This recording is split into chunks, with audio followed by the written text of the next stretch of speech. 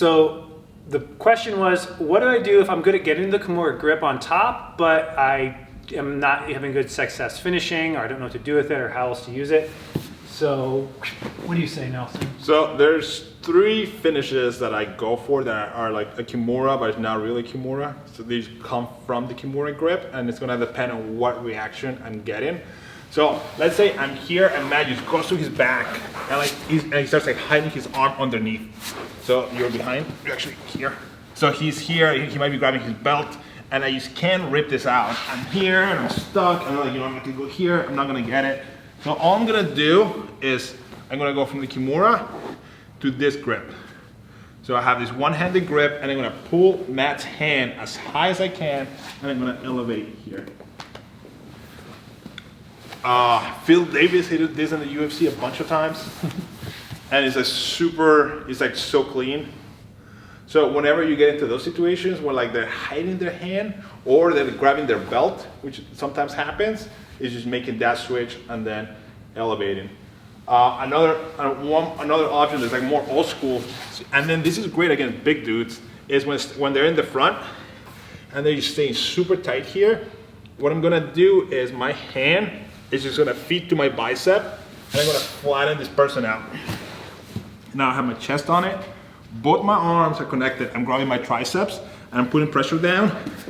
I'm just gonna walk until I clear the hip. Once I clear the hip, my weight drops, so his shoulder comes on the mat, and then my back elbow is gonna lift. And then what's happening is like everything's staying connected, and I'm blocking his chest from coming up, and I'm just like now the shoulder lock's happening by me lifting the shoulder out of his socket. People might complain, they think it's a slicer or something because there's a lot of pressure on the forearms, but it's not. They just need to not tap to that part. They're not going to break their forearm or anything. Yeah, like I'm not putting like a bicep slicer pressure. And then the next one is the same thing, but now I'm using my whole body.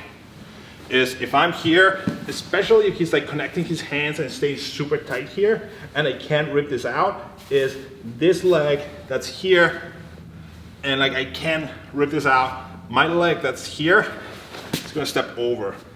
And now I'm going from having this grip to having this grip.